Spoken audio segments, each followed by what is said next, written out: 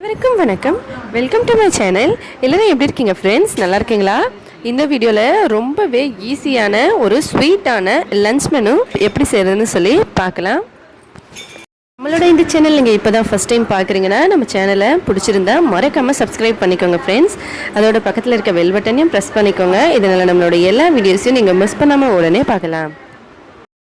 Happy Satyavan Savitri டே. North சைடில் ரொம்பவே ஃபேமஸான ஒரு விரத நாள் இன்றைக்கி. மனைவி கணவனுக்காக விரதம் எடுப்பாங்க. இந்த நாளில் விரதம் எடுத்தால் கணவன்களுக்கு ரொம்ப நல்லது. இன்றைக்கி நார்த் சைடில் ரொம்பவே ஃபேமஸான ரெசிபீஸ்லாம் லன்ச் மெனுவில் பார்க்கலாம். இந்த கிளாஸில் 2 கிளாஸ் அளவுக்கு அரிசி எடுத்தேன். அதை நல்லா சுத்தமாக கழுவிட்டேன். பச்சரிசியில் தான் இது செஞ்சால் ரொம்ப சூப்பராக இருக்கும். பச்சரிசி இல்லைனா பிரியாணி அரிசியில் செய்யலாம், ரொம்பவே நல்லாயிருக்கும். தண்ணி ஊற்றி நல்லா கழுவிட்டு இந்த தண்ணியை வடிச்சிட்டு மறுபடியும் அதில் தண்ணி ஊற்றிக்கலாம். நான் 2 கிளாஸ் அரிசிக்கு 4 கிளாஸ் அளவுக்கு தண்ணி ஊற்றிக்கிறேன். தண்ணி ஊற்றி ஒரு 10 நிமிஷம் இதை ஊற வச்சிடலாம். அதுக்கப்புறமா நம்ம செய்யலாம். இது நெய் சாதம்னு சொல்லுவாங்க. ஒடிஷாவில் ரொம்பவே ஃபேமஸான ரைஸு. கன்னிக்கா அப்படின்னு ஒடியாவில் சொல்லுவாங்க. இதில் 4 கிளாஸ் தண்ணி ஊற்றிக்கலாம். நம்ம எந்த அளவுக்கு அரிசி எடுக்கிறோமோ அது 2 மடங்கு. ஒரு 10 நிமிஷம் இதை ஊறட்டும். அதுக்கப்புறம் ஒரு பாத்திரத்தில் கொஞ்சம் நெய் ஊற்றி நல்லா சூடு பண்ணிக்கணும். நெய் நல்லா சூடு பண்ண பிறகு முந்திரி பருப்பு, திராட்சை, பட்டை, பிரியாணி இலை இது எல்லாத்தையும் சேர்த்துக்கணும். சேர்த்துட்டு நல்லா வறுத்துக்கலாம். வறுத்து நம்ம நல்லா வதங்கின பிறகு இதில் நம்ம அரிசியை சேர்க்க போகிறோம். இதில் இந்த இடத்துல இந்த முந்திரி திராட்சையெல்லாம் வறுத்த பிறகு சர்க்கரை சேர்ப்பாங்க கலர் வர்றதுக்காக. நம்ம அந்த மாதிரி சேர்த்தும் செய்யலாம், இல்லைன்னா அப்படியே கூட செய்யலாம். சர்க்கரை சேர்த்தா நல்ல கலர் வரும். நான் சர்க்கரை சேர்க்கலை, ஏன்னா நான் இதுக்கு சைட் டிஷ்ஷாக ஸ்வீட் சாம்பார் செய்ய போகிறேன். அதாவது வெறும் ஸ்வீட் சாம்பார்னால் அதில் காய்கறியெல்லாம் போடாமல் செய்ய போகிறோம். அதனால் நான் வேறு எதுவும் சேர்க்கலை. கலர் அப்படியே இருந்தால் பரவாயில்ல, ஏன்னா நான் சாம்பார் தனியாக செஞ்சுருக்கேன். சைட் டிஷ் எதுவும் செய்யலைன்னா இந்த இடத்துல சர்க்கரை கொஞ்சம் சேர்த்தா நல்ல கலராக வரும். இப்போ இந்த அரிசியும் தண்ணியும் நம்ம எடுத்து வச்சுருக்கோம் இல்லைங்களா, அது இதில் சேர்த்துடலாம். சேர்த்துட்டு எல்லா அரிசியும் இதில் போட்டு நல்லா ஒரு தடவை கலந்து விட்டுக்கலாம். இதில் இன்னொரு விதமாக கூட செய்வாங்க. கனிக்கா ரெசிபி நிறைய விதமாக இருக்குது. இன்னொரு விதத்தில் பார்த்திங்கன்னா மஞ்சள் தூள் போட்டு செய்வாங்க. இன்னொன்று கேசரி கலர் போட்டு செய்வாங்க. மூடி வச்சிடலாம். கொதித்த பிறகு இந்த மாதிரி ஒரு கரண்டியை வச்சு நல்லா கலந்துட்டு அதுக்கப்புறமா தட்டு போட்டு மூடிடலாம். மீடியமான ஸ்லோ ஃப்ளேமில் இதை வச்சு நம்ம வேக வைக்கலாம். அந்த மாதிரி வேக வச்சோம்னா நமக்கு தண்ணியெல்லாம் இழுத்துட்டு சாப்பாடு நல்லா வெந்து வந்துடும். அதுக்கப்புறம் நமக்கு ரெடி ஆகிடும் இந்த சாதம். இந்த சாதம் நிறைய விதத்தில் செய்வாங்க. அதில் இது ஒரு விதம். ரொம்பவே ஃபேமஸான ஒடிஷா ரெசிபி. ஜெகநாத் டெம்பிளில் இந்த ரைஸ் கொடுப்பாங்க வேறு விதமாக செஞ்சு. இப்போ நல்லா சாதம்லாம் வந்துருச்சு. அடுப்பு ஆஃப் பண்ணிவிட்டு இதை மூடி அப்படியே வச்சிடலாம். சாதம் நமக்கு ரெடி ஆகிடுச்சு. இது ரொம்பவே ஃபேமஸான ரெசிபி. ஒடிஷாவில் ஜெய் ஜெகநாத் சுவாமியோட டெம்பிள் பற்றி தெரிஞ்ச எல்லா ஃப்ரெண்ட்ஸுங்களுக்குமே தெரிஞ்சிருக்கும். அடுத்தது ஒரு கிண்ணத்தில் கொஞ்சமாக பருப்பு எடுத்துக்கலாம். பருப்பு நல்லா கழுவிட்டு, இது துவரம் பருப்பு, தண்ணி ஊற்றி நல்லா கழுவிக்கலாம். அதுக்கப்புறமா இதில் மறுபடியும் தண்ணி ஊற்றி நம்ம இதை வேக வைக்க போகிறோம். நீங்கள் குக்கர்லேயும் செய்யலாம். பருப்பு நமக்கு நல்ல கொலன்னு வெந்து வரணும், அவ்வளோதான். மற்றபடி நீங்கள் குக்கர்லேயோ இல்லை எதில் வேணாலும் செஞ்சுக்கலாம். கொஞ்சமாக மஞ்சத்தூள் மட்டும் சேர்த்துக்கலாம். உப்பு சேர்க்க வேண்டாம். ஒரு பிரியாணி இலை சேர்த்து இதை நல்லா வேக வச்சுக்கலாம். இன்னொரு சைடில் ஒரு குக்கரில் 1/2 கிளாஸ் அளவுக்கு பச்சரிசி எடுத்திருக்கேன். இதையும் தண்ணி ஊற்றி நல்லா கழுவிட்டு எந்த கிளாஸில் 1/2 கிளாஸ் அரிசி எடுத்தோமோ அதில் ஒரு 5 கிளாஸ் தண்ணி ஊற்றி நல்லா வேக வச்சுக்கலாம். கொலன்னு சாதம் வெந்து வரணும். இப்போ பருப்பு நல்லா வெந்துருச்சு பாருங்கள். நம்ம வேகும்போது இந்த சைடில் இந்த மாதிரி நுரை அதை எடுத்துடலாம். அதுக்கப்புறம் அதுக்குள்ளே இருக்க பிரியாணி இலையை எடுத்துகிட்டு இந்த பருப்பு நல்லா கடைஞ்சி வச்சுக்கலாம். நம்ம எப்போவும் எப்படி பருப்பு கடைவோமோ அதே போல் நல்லா கடைஞ்சிக்கலாம். பருப்பு நல்லா கடைஞ்சிட்டேன். இப்போ ஒரு கடாயில் ஒரு 2 ஸ்பூன் நெய் விட்டுக்கலாம், இல்லைனா எண்ணெய் கூட சேர்த்துக்கலாம். ஒரு காஞ்ச மிளகாய், கடுகு, சீரகம், நீங்கள் எப்படி தாளிப்பு எப்படியும் செய்வீங்களோ அதே போல் செஞ்சுக்கலாம். இந்த பருப்பு நல்லா கடைஞ்ச பிறகு அதில் ஒரு 3 ஸ்பூன் அளவுக்கு சர்க்கரை சேர்த்து நல்லா கலந்துக்கலாம். பருப்பு நான் ஏற்கனவே கடைஞ்சி வச்சுருக்கேன். சர்க்கரையை சேர்த்து நல்லா கலந்து விட்டுக்கணும் இந்த மாதிரி.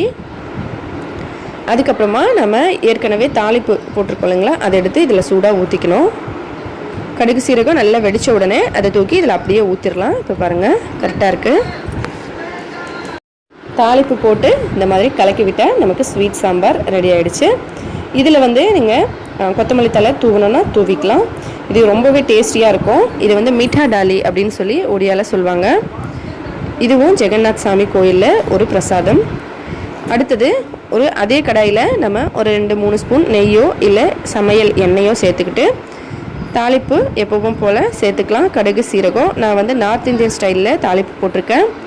இதில் ஒரு காஞ்ச மிளகாய். இதில் என்னன்னு பார்த்தீங்கன்னா கடுகு சீரகம் வெந்தயம் அதுக்கப்புறம் சோம்பு கருப்பு கலரில் வாசனைக்காக ஒரு பொருள் சேர்த்துருக்கோம். இது நல்லா வெடித்த பிறகு இதில் சின்ன சின்னதாக கட் பண்ணி வச்ச மாங்காய் சேர்த்துக்கலாம். சேர்த்துட்டு இதை நல்லா கலந்து விட்டுக்கலாம். கலந்து மாங்காய் நல்லா வெந்து கொலன்னு வர அளவுக்கு இதை நம்ம வேக வைக்க போகிறோம். இது எல்லாமே இன்றைக்கி ரெசிபீஸ்லாம் பார்த்திங்கன்னா வெங்காயம் பூண்டு இதெல்லாம் சேர்க்காமல் செஞ்சுருக்கோம். விரதம் எடுக்கிற நாளில் பொதுவாகவே வெங்காயம் பூண்டெல்லாம் சேர்க்க மாட்டாங்க. கோயில் பிரசாதங்கள்லேயும் ஒரு சில சாமிக்கு வெங்காயம் பூண்டெல்லாம் சேர்க்காம தான் சமைப்பாங்க. இந்த மாதிரி கொஞ்சமாக மஞ்சத்தூள் சேர்த்து நல்லா கலந்து இதை மூடி வேக வைக்கலாம். நல்ல மாங்காய் வந்து 3/4 பாகம் வெந்திருக்கு. 3/4 பாகம் வெந்த பிறகு இதில் ஒரு 4 ஸ்பூன் அளவுக்கு வெல்லம் நல்லா சின்ன சின்னதாக நசுக்கி வச்ச வெல்லம் சேர்த்துக்கலாம். சேர்த்துட்டு இதை நல்லா கலந்துக்கலாம். இது எல்லாமே புதுவிதமான டிஷ்ஷாக இருக்கும். கண்டிப்பாக ட்ரை பண்ணி பாருங்கள் ஃப்ரெண்ட்ஸ். ஒரு புதுசான ரெசிபீஸ் விரத நாட்களில் நீங்கள் செஞ்சு சாப்பிட்லாம். அதோட எப்பயாச்சும் கொஞ்சம் புதுசாக செய்யணுன்னாலும் செஞ்சுக்கலாம். நல்லா வெல்லத்தை கலந்து இந்த மாதிரி மூடி வச்சோம். இப்போ வெல்லத்தையும் மாங்காய் வந்து நல்லா வெந்துருச்சு, வெல்லம் நல்லா கரைஞ்சிருச்சு. இதில் ஒரு 1/2 கிளாஸ் தண்ணி ஊற்றிட்டு நல்லா கலந்துக்கலாம். கலந்துட்டு இதை கொஞ்சம் கொதிக்க வைக்கலாம். இது ரொம்ப தண்ணியாக இருக்குது இல்லைங்களா, இது கொஞ்சம் திக்காகட்டும், மாங்காய் நல்லா வேகட்டும். இது என்ன மிளகாத்தூள்னு எல்லாருக்கும் தெரிஞ்சிருக்கும், நம்ம பழைய வீடியோஸ்லாம் பார்த்த ஃப்ரெண்ட்ஸுங்களுக்கு. இருந்தாலும் நான் இன்னொரு தடவை சொல்கிறேன். இந்த மிளகாத்தூள் வந்து வெறும் மிளகாயை அதுக்கப்புறம் வெறும் சீரகம் ரெண்டுத்தையும் தனித்தனியாக வெறும் கடாயில் வறுத்துட்டு பவுடர் பண்ணி வச்சுருக்கேன். இதை நிறைய நார்த் ரெசிப்பியில் யூஸ் பண்ணுவாங்க, ரொம்ப வாசனையாக இருக்கும். இதில் 1 ஸ்பூன் மட்டும் நம்ம சேர்த்துக்கலாம். சேர்த்துட்டு இதை நல்லா கலந்துட்டோம்னா நமக்கு ரெடி ஆகிடும். இது புளிப்பு இனிப்பு காரம் 3 சுவையும் சேர்ந்துருக்கும். ரொம்பவே டேஸ்டியாக இருக்கும். எனக்கு நிறைய டிஷ் வந்து பிடிக்கும், அதில் இதுவும் ஒரு டிஷ்ஷு. இன்றைக்கி வந்து நான் எதையுமே சாப்பிட போகிறதில்ல, ஏன்னா இன்றைக்கி நான் விரதத்தில் இருக்கேன், சாவித்திரி விரதம். இன்றைக்கி எதுவும் சாப்பிட மாட்டேன். இந்த ஊறுகாயை வந்து நம்ம 3 நாளைக்கு வச்சு சாப்பிட்டுக்கலாம். இது கண்டிப்பாக கொஞ்சமாக எடுத்து வச்சு நான் நாளைக்கு சாப்பிட்டுக்கிறேன். இப்போ சூப்பராக ரெடி ஆகிடுச்சு பாருங்கள். இந்த மாதிரி கன்சிஸ்டன்சி வந்தவுடனே நம்ம அடுப்பை ஆஃப் பண்ணிடலாம். இது ரெடி ஆகிடுச்சு. அவ்வளோதான், நல்ல கமகமன்னு வாசனையோட ரெடி கட்டா. ஒரு சின்ன கடாயை அடுப்பு மேலே வச்சு ஒரு 2 ஸ்பூன் நெய் சேர்த்துக்கலாம். அதில் ஒரு பிரியாணி இலை, கொஞ்சம் முந்திரி திராட்சை இதை போட்டு நல்லா வறுத்து எடுத்துக்கலாம். ட்ரை ஃப்ரூட்ஸ் உங்கள் விருப்பம் போல் நீங்கள் எவ்வளோ வேணாலும் சேர்த்துக்கலாம். சேர்த்துட்டு இப்போ நல்லா வறுப்பட்ட பின்ன இதை எடுத்துடலாம். அதே நெய்யில் இன்னும் 1 ஸ்பூன் நெய் சேர்த்துக்கலாம். அதில் ஒரு 1/4 கப் அளவுக்கு சர்க்கரை சேர்த்துக்கணும் ஃப்ரெண்ட்ஸ். சர்க்கரை சேர்த்து இதை நல்லா கலந்துக்கணும். இது நமக்கு நல்ல கலர் சேஞ்ச் ஆகி சர்க்கரை மெல்ட் ஆகி ஒரு மாதிரி ப்ரௌன் கலரில் வரும் பாருங்கள். இந்த மாதிரி கன்சிஸ்டன்சிக்கு வரும். இது இப்போ கரெக்டாக இருக்குது. இதுக்கு மேலே விட்டால் தீஞ்சிரும். அதனால் அடுப்பை சிம்மில் போட்டுருங்க. ஒரு 2 கிளாஸ் அளவுக்கு தண்ணி சேர்த்துக்கோங்க. சேர்த்துட்டு இதை கொதிக்க விட்டுருங்க. அதுக்கப்புறம் நம்ம வேக வச்ச சாதத்தை நல்லா இந்த மாதிரி கரண்டியை வச்சு கொலன்னு நம்ம வந்து நல்லா மசிச்சுக்கணும். முடிஞ்ச வரைக்கும் நல்ல பியூரி மாதிரி தான் இருக்கணும், அப்போ தான் சூப்பராக இருக்கும் ஃப்ரெண்ட்ஸ். இந்த மாதிரி நல்லா மசிச்சுக்கலாம். இந்த சாதத்தோட நம்ம நெய்யில் சர்க்கரை போட்டு உருக்கி தண்ணி ஊற்றி வச்சோல்லைங்களா, அதை வந்து சேர்த்துக்கலாம். இது வந்து வெல்லமே சேர்க்காம இந்த மாதிரி இந்த பாயசம் செய்வாங்க ஃப்ரெண்ட்ஸ். ஆனால் கலர் வந்து ரொம்பவே சூப்பராக இருக்கும். நான் முதல்ல இந்த பாயசம் சாப்பிடும் போது ஆச்சரியமாயிட்டேன், இது சர்க்கரையில் செஞ்சதா அப்படின்னு சொல்லி. 1 லிட்டர் பால் சேர்த்துக்கலாம். இனிப்புக்கு ஏற்ற மாதிரி சர்க்கரை சேர்த்துக்கலாம். சேர்த்துட்டு இதை நல்லா கலந்துக்கலாம். இது ரொம்பவே டேஸ்டியான பாயசம் ஃப்ரெண்ட்ஸ். எனக்கு பிடிச்ச ரெசிப்பியில் இதுவும் ஒன்று. ரொம்பவே சூப்பராக இருக்கும். நம்ம நல்ல விசேஷங்க நாட்களில், விரத நாட்களில், பூஜை நாட்களில் கண்டிப்பாக செய்வாங்க. கல்யாண வீடு அப்படின்னு பார்த்தோம்னா இந்த பாயாசம் கண்டிப்பாக இருக்கும் ஃப்ரெண்ட்ஸ். வெஜ்ஜாக இருந்தாலும் சரி, நான்வெஜ்ஜாக இருந்தாலும் சரி. ட்ரை ஃப்ரூட்ஸ் கொஞ்சம் சேர்த்துக்கலாம். கண்டிப்பாக கல்யாண வீட்டில் சாதம் சாப்பிட்றோமோ இல்லையோ, இந்த பாயாசம் சாப்பிட்றதுக்காக வச்சோம் வயிற்றில் இடம் வைக்கணும். அவ்வளோ சூப்பராக இருக்கும். நல்லா கொதிக்க வைக்கணும். இது வந்து குக்கரில் செய்யாமல் பாத்திரத்தில் செய்வாங்க. கிட்டத்தட்ட கல்யாண வீட்டில் விசேஷங்கள்லாம் பெரிய டாப்பில் செய்யும்போது நீங்கள் சொன்னால் நம்ப மாட்டீங்க, இந்த பாயாசம் செய்ய 3 மணி நேரம் ஆகும் ஃப்ரெண்ட்ஸ்.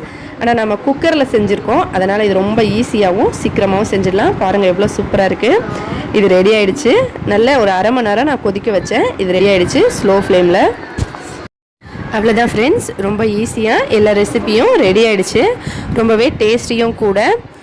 வீட்டில் எல்லாருக்காகவும் சேர்த்து சமைச்சிருக்கேன். வீட்டுக்காரர், குழந்தைங்க, வீட்டில் எல்லாருக்காகவும். கண்டிப்பாக ட்ரை பண்ணி பார்த்துட்டு மறக்காமல் எப்படி இருந்ததுன்னு சொல்லி கமெண்ட்ஸில் சொல்லுங்கள். இந்த சாப்பாடெல்லாம் சாப்பிட்டுட்டு எப்படி இருந்ததுன்னு சொல்லுவாங்க. நான் உங்களுக்கு கமெண்ட்ஸில் அப்புறமா சொல்கிறேன். ஏதாவது சின்ன மிஸ்டேக் இருந்தாலும் எங்கள் வீட்டுக்காரர் கரெக்டாக கண்டுபிடிச்சிட்டு அடுத்த தடவை செய்யும் போது இந்த மாதிரி செய், அந்த மாதிரி செய்யணும்னு சொல்லுவார். அதனால் ஏதாவது மிஸ்டேக் இருந்தால் நான் உங்களுக்கு கமெண்ட்டில் அப்புறமா சொல்கிறேன். இன்றைக்கி ரொம்ப ரொம்ப நல்ல நாள். அதனால தான் வீட்டில் எல்லாருக்காகவும் ரொம்ப ஸ்பெஷலான ரெசிப்பியாக செஞ்சுருக்கேன். கண்டிப்பாக ட்ரை பண்ணி பார்த்துட்டு எப்படி இருந்ததுன்னு சொல்லி மறக்காமல் கமெண்ட்ஸில் சொல்லுங்கள் ஃப்ரெண்ட்ஸ். இந்த வீடியோ பிடிச்சிருந்தா லைக் பண்ணுங்கள், ஷேர் பண்ணுங்கள். மறக்காமல் நம்ம சேனலை சப்ஸ்கிரைப் பண்ணிக்கோங்க. மேலும் இதே போல் இன்னும் பல புதுவிதமான வீடியோஸ் எல்லாம் பார்க்கறதுக்காக ஹெல்த்தியான சமையலாக வீட்டிலே சமைச்சு சாப்பிட்டு ஹெல்த்தியாகவும் சந்தோஷமாகவும் இருங்க. நன்றி, வணக்கம்.